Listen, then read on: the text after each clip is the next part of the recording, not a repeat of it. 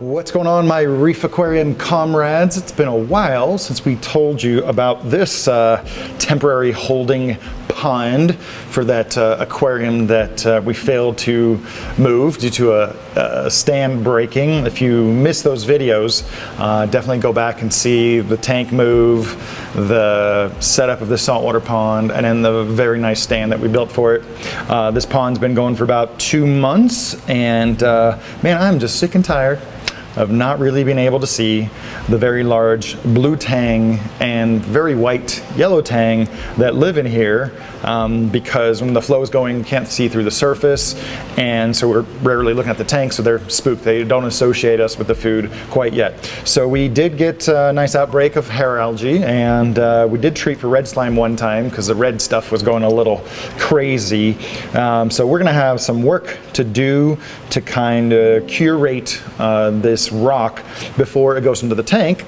But today's video is a project I've been working up to for a long time. So let's go over and take a look at the main feature of this video today.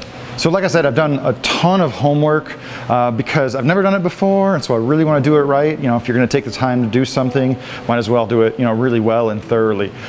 There's a lot of just kind of hazing on the inside and outside, but on the inside there's definitely a good degree of like 15 years of buildup of small minute scratches, especially along the bottom, kind of where you'd expect. You know, a lot of the gravel and things just kind of hit the front of the tank. So what I'm going to do is I am going to just do this one side, right? Just kind of get a little practice, get a feel for it. This is kind of the far side of the aquarium. These are going to be the most visible sides. So I'm going to do this one, kind of get my learning curve out of the way, and you know, we'll see how it goes. I'll show you a little bit of the tools that we have so far. Naturally, we have a wide range of sandpaper grits, all the way from 300 up to 10,000. I think for someone who is a little bit more casual about, you know, buffing out their aquarium, you could probably do every other one. But since I'm at it, and this is kind of our job, that's what we're going to do. We're going to be wet sanding, and after that's done, we're going to be using some buffing pads with buffing compound. So I'm probably into it for a few $100s already. So this is not exactly saving a ton of money from a professional service, but when you're talking about a tank about this size or larger, definitely having the right tools for the job is going to be really important. So what we're going to do is, you know, initially I thought I would get in the aquarium and just kind of laboriously buff all the sides, but I realized it's going to be so much easier to just work on one side at a time and put the side that I'm working on face down on top of a blanket, and that way I can just do it standing up through the middle. And then the last thing that's really going to help is these studio lights right here. I'm going to have them positioned very closely and very bright so I can see what I'm doing. I feel like that's going to be a really important part of buffing an acrylic tank, to make sure it's as clear as possible. So we're going to get started, and we'll see how it turns out.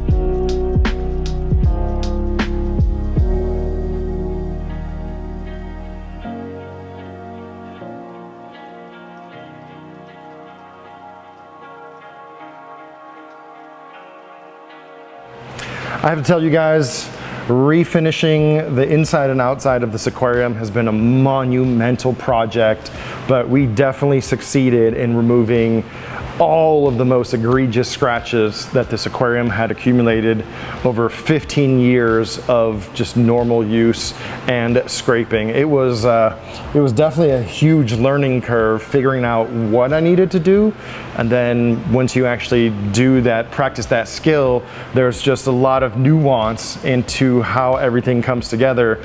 But now we did take this tank from, you know, looking like it was 15 years old to looking like it doesn't need to be buffed anymore. It's not perfect, it's not flawless, but it's like one of those bucket list things I've always wanted to do. And I know that right now the overall aquarium hobby is all about those glass tanks, and if you're looking to get a new tank, for sure, get yourself a glass aquarium. So I definitely want to emphasize that this is not a how-to video, because this is the first time I've ever done it, and I would feel very much like an imposter trying to tell you how to refinish this aquarium. All my information came from Matt Conrad of Clear Acrylic, Clear Systems, but his job is refinishing tanks, and he gave me a lot of pointers. So what I did, basically, I felt like I got 3 tries, right? I did this side panel, then the other side panel, and then this front panel. So it was like 3 different sit downs. On this one right here, I didn't go up into the corners enough, and there's a lot of very minute scratches and hazing and stuff on the edges, but overall the big scratches are gone. On the other side, because I had like avoided these little fine scratches in the corner, I overcorrected, and there's a little bit of a bevel along each edge where I pressed a little bit harder to you know, make sure that I got those scratches. Both of those things you won't really see while generally looking at the aquarium. And then the front pane, this was the last one. This one turned out really, really good. I used 10 different grit sizes of sandpaper.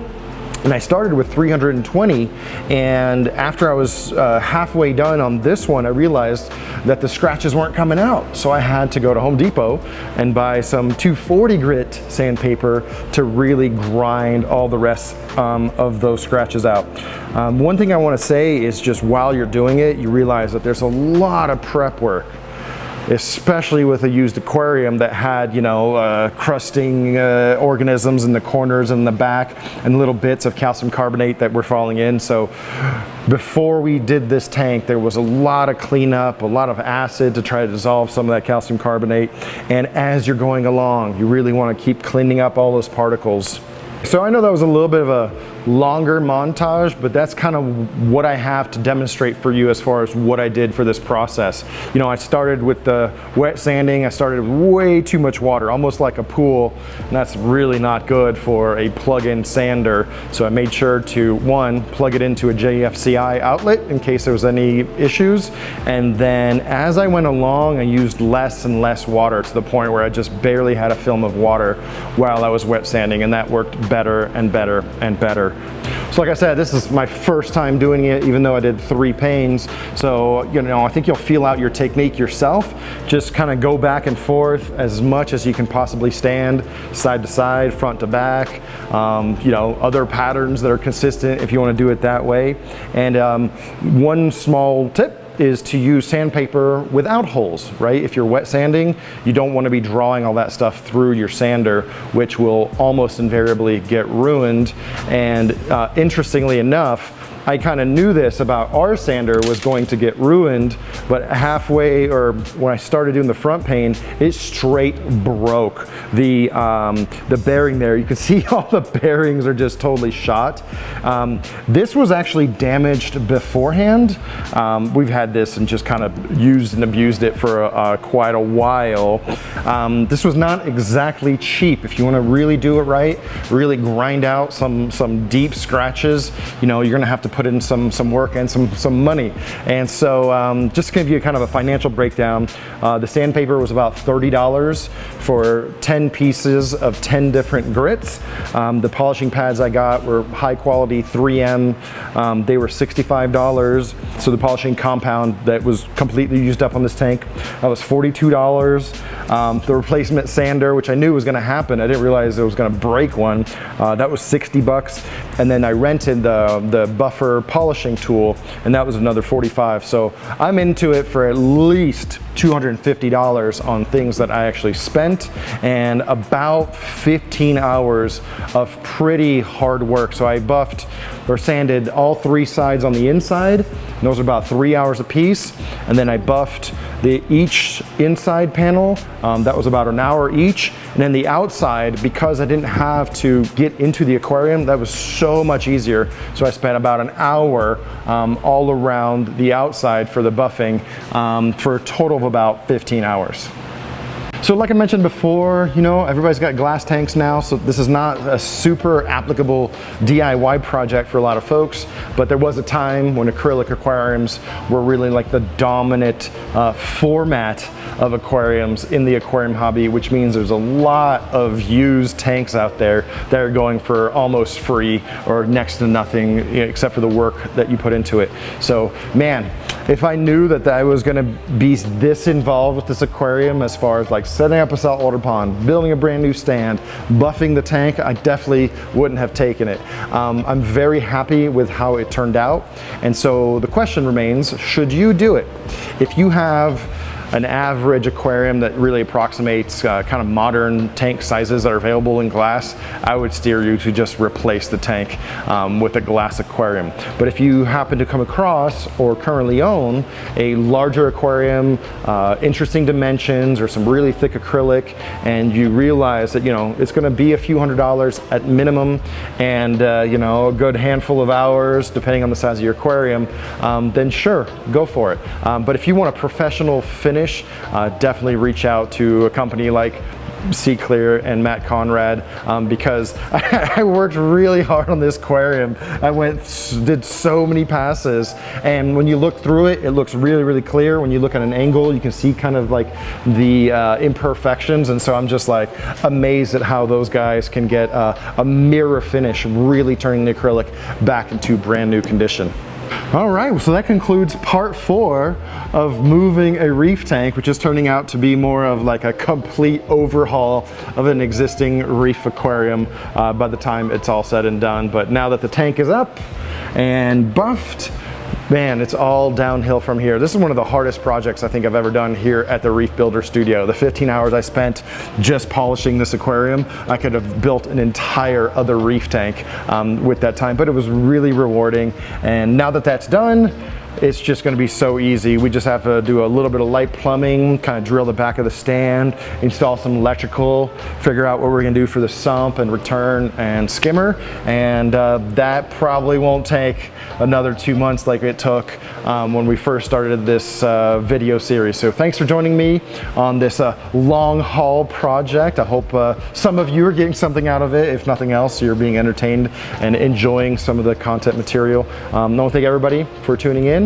And if you have any questions about acrylic buffing, I'll do my best to put you know, what I know, what I've learned as a response to yours in the comments below. Make sure to subscribe, hit that notification bell, and we'll catch you guys on another video very soon.